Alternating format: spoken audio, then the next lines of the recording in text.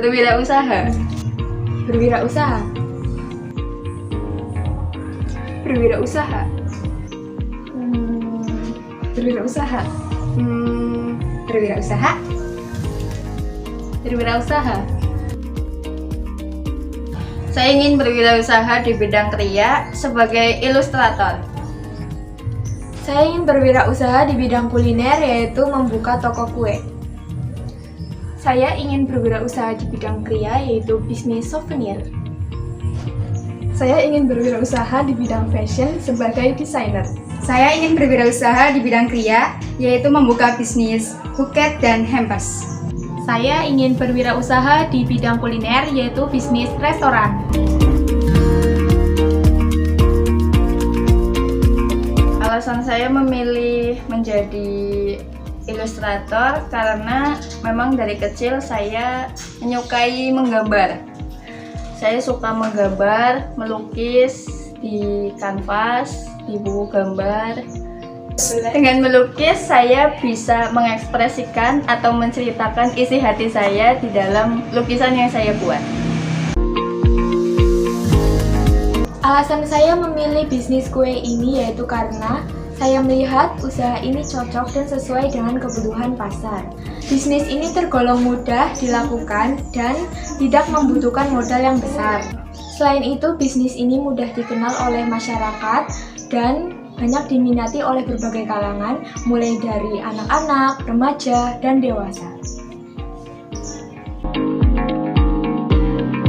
Alasan saya memilih usaha souvenir karena usaha ini sangat menjanjikan dan sesuai dengan kebutuhan pasar saat ini.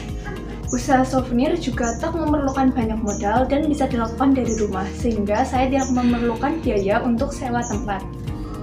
Dengan berwirausaha, saya juga akan membuka lapangan kerja baru. Apalagi saya tipe orang yang tidak suka terikat dengan apapun, sehingga berwirausaha akan cocok dengan saya. Fashion merupakan salah satu kebutuhan pokok manusia selain pangan dan papan. Seperti yang sudah dikatakan di awal, pakaian ini merupakan item fashion yang merupakan kebutuhan pokok manusia, sehingga permintaan terhadap produk fashion ini tidak akan pernah habis dan hilang seiring perkembangan zaman dan perjumlahan penduduk dari tahun ke tahun. Banyak orang mengatakan berbisnis di bidang kerajinan tangan atau kriya tidaklah menguntungkan profit yang besar dan kurang prospektif. Akan tetapi, fakta membuktikan bahwa bisnis kerajinan tangan justru sangatlah besar peluangnya. Dengan modal yang tidak terlalu besar, tetapi dapat menghasilkan jumlah yang besar, itulah prinsip utamanya.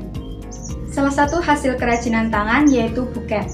Entah itu buket bunga, uang, snack, ataupun buket yang lainnya.